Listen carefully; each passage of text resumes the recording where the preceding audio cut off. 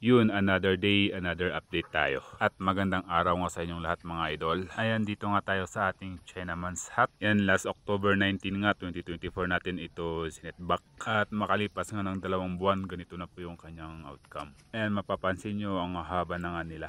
At ngayon nga, magsisetback tayo ulit.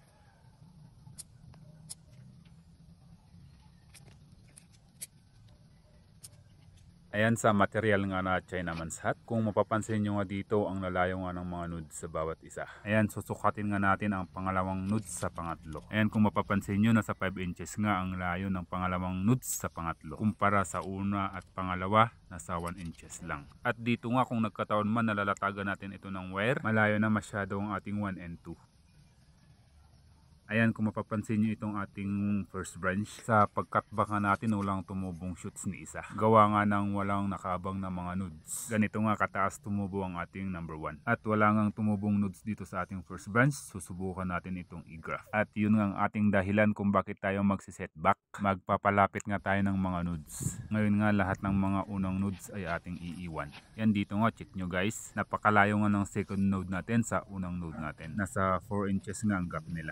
Ngayon gagamit tayo ng gunting para tanggalin at iiwan lahat ng mga unang node.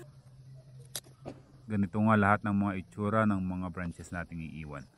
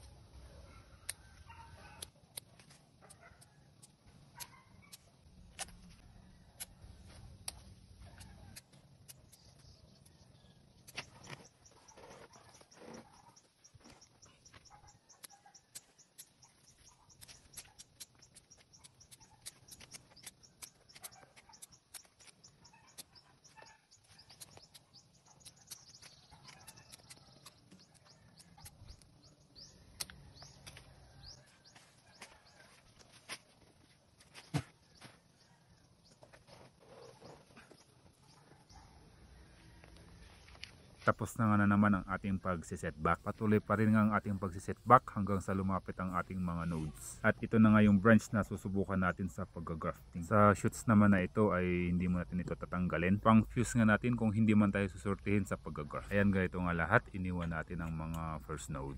Ayan, sa parang ito nga sa next na pagtubo ng ating shoots, mas malapit ang kanilang node sa bawat isa. Sa branch naman na ito, lilinisin lang nga natin to gamit ang ating knob cutter. Ayan, buwan na naman ang ating hihintayin para sa susunod na kabanata na naman ng ating Chinaman's Hut.